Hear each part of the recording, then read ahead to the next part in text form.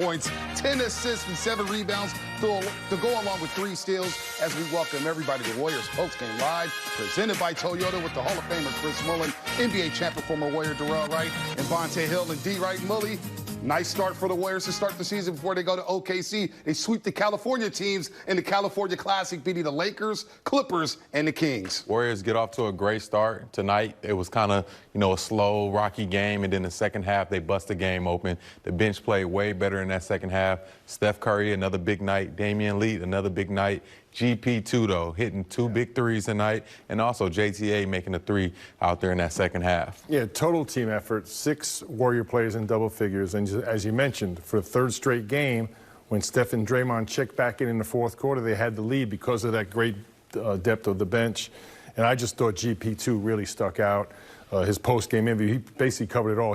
He's going to star in his role. He understands his role. He welcomes it, whether it be 3 seconds or 17 minutes like he played tonight. He playing the dunker. He'll play great one-on-one defense.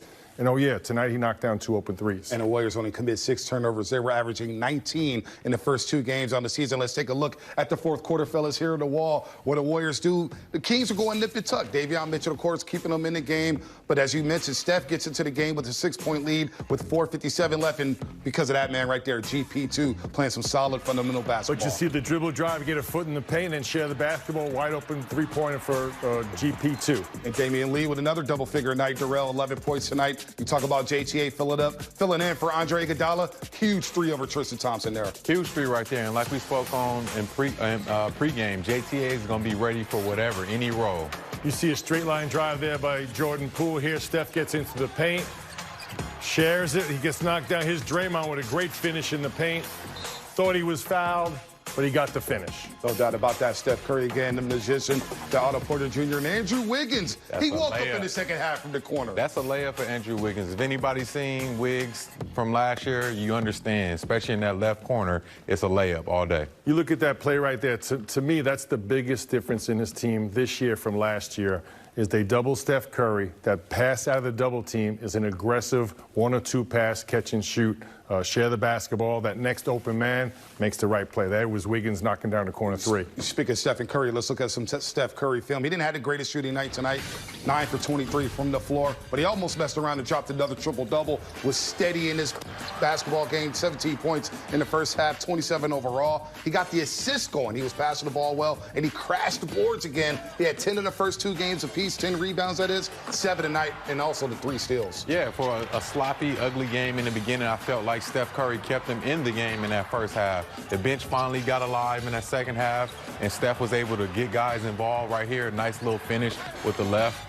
But I thought he had a solid game all around tonight. Well, we talked pregame about Halliburton and De'Aaron Fox. Steph Curry and Jordan Poole dominated that backcourt matchup, and Davion Mitchell had a great first half, but they neutralized him in the second half. And Steph Curry put everything on display tonight. Davion Mitchell's a great defender. He took him off the dribble. He played without the basketball and was great in transition. Talk about how important it is for Steph Curry to come back into the game at the 4:57 mark. We've seen this 3 straight games now where he comes back into the game with the lead. And last year, all we discussed was, man, the second quarter unit and the 4th quarter unit. Can they hand the ball over to Steph Curry with the lead? And they've done that so far in all 3 games. I know that feels great. I think he got back in the game with way more less time than it was last year, but he hasn't had to put too much energy in the game. He hasn't had to score 45 to 50 points for this team to win. So I know it's a special treat for him that those guys can go in there, hold their own. Jordan Poole can take over at any time. Andrew Wiggins, Draymond Green with a big night tonight. So I know that feels good for him to go back in the game with the lead. It's a huge difference. And these first 3 games, the units that built those leads and kept those leads have been 3 different or 4 different plays each and every night. So that's what Steve Kerr has preached to the team. We have depth, we have versatility. On a given night, we don't know who it's going to be depending on matchups.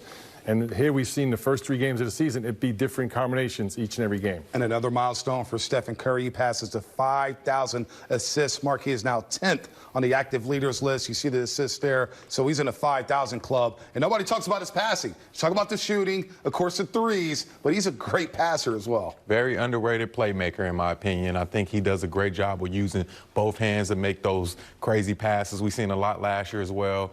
Tight roping, in between guys or behind his back, but very underrated passer. Those are just the assists, the direct assist. Right. He has plenty of hockey assists. No doubt. And also tonight, if you remember the first game, the first play to start the second half, Draymond fake dribble handoff. Both guys jump to Steph. Draymond goes in and dunks it. That's actually another Steph Curry assist. No doubt about that. Draymond Green, speaking of which, he had a solid game tonight. And when he scores in double figures, the Warriors are tough to beat. Day-Day had a really good first quarter, setting the tone with 5 points, 3 assists, and 3 rebounds. And he got going. He was decisive tonight. And look at him finishing here at the hoop, Malik. Well, again, Steph Curry drawing attention. I love when Draymond shoots this open three. And just making the right plays each and every time. You don't always have to shoot the three, make the cut when it's there. I think Draymond's doing a tremendous job being aggressive. Here's that play I was talking about, wide open, just being aggressive and reading the play. Whatever the play calls for, Draymond making the right reads, Zarrell. Yeah, you know he's going to bring everything else other than scoring every single night. But when he does bring scoring and he's aggressive, getting 12 field goal attempts up, that's when the Warriors going to get rolling. So he did a great job tonight being aggressive. And but he said Steph was what, 9 for 23. So not a 4 for 15 from 3. Right. So not an exceptionally great shooting night for Steph. And in the past, that would probably be a loss. Yeah. But because of Draymond and GP2 and having 5 other players in double figures, they walk away with a road win tonight. And one of those players in double figures was Jordan Poole. Jordan Poole, you talk about the backcourt. Halliburton, Fox against Steph Curry, and Jordan Poole. Well, Poole and Curry outplayed those two guys in Sacramento. And Jordan Poole with a solid 22 points tonight, 8 of 16 from the floor, and helped that second unit there, Darrell, in the fourth quarter. Yeah, just letting the game come to him, taking good quality shots in rhythm. You know, just being a smart basketball player. And you can tell Jordan Poole plays with a lot of confidence. And when he's a 3-level scorer and he's going back in the paint from the mid-range and also around the perimeter, he's hard to guard. And I thought, much like Steph Curry, really made the correct adjustments, playing his catch-and-shoot game, screening, and then when he had to play on the ball, was very efficient with his dribble drive. We're going to break down the bench a little bit later. GP2, Damian Lee, look how fired up he is, but a nice, smooth game from Jordan Poole, the third-year player, where, look, he was lighting it up in the preseason, had a very solid start against the Lakers, struggled a bit against the Clippers, Darrell, as you mentioned, foul trouble, but tonight, even against Davion Mitchell and Halliburton, he did his thing there, and that's a very good sign for the Warriors to win a game like this without Andre Iguodala and Bjelica, who was basically a non-factor tonight. Yeah, but other guys stepped up, like a GP2. We wasn't expecting him to make 2 threes. He comes in there, he's active, he's aggressive on the defensive end. He makes things happen on that end. So getting 2 threes out of him, getting one out of JTA, Damian Lee coming out, getting another big game off the bench. So those are the type of things that brings winning. And I thought 2 other players that had a positive impact on the win tonight. Otto Porter came in, had 9 rebounds, very active defensively. And JTA, once again, his stats are not going to show it, but just being in the right place at the right time, making the extra pass. He did knock down a 3-point shot, but I think when he comes in, the offense does not sputter. It's still smooth. He plays much like Draymond does on the offensive end, point forward. And let's check out this Warriors fan here in the wall here, because Sacramento was going crazy there with Davion Mitchell and the Kings. And look at this fan right here in the third quarter. He's like, you know what? Shh, we got this with the slate jersey. Darrell rocked those a little. And then, oh, look at Pop. Oh, look at the form. Tucked in. Hey, He's tucked in. No look pass. Hey, Papa, hold on. I love it when you call me Greg Papa. And Papa got the John Travolta haircut.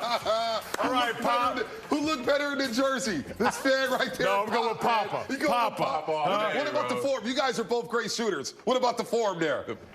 I like the no-look pass. You like the no-look pass? I mean, that was a pocket pass. Papa went to Syracuse University, so it was a pocket pass against a 2-3 zone. Jim Boeheim style. I love it when you call me Greg Papa. Hey, Papa needs that because the Niners just lost down to Santa Clara.